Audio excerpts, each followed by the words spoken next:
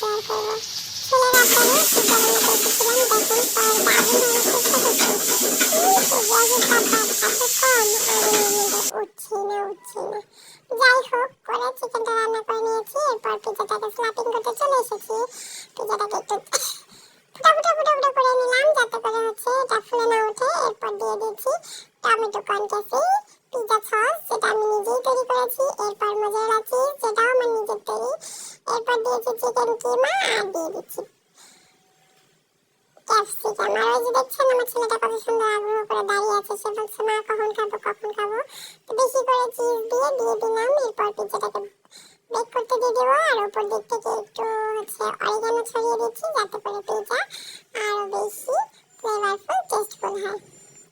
আমার ছেলেটা অনেক আগ্রহ করতেছিল, আর মাশাআল্লাহ সে খুব পছন্দ করে খেয়েছে। অনেকদিন পিজা করা হয় না, তো অনেকদিন পর করেছি। রাতের বেলা মা ছেলেরা সবাই মিলে পিজা দিয়ে ডিনার করেছি।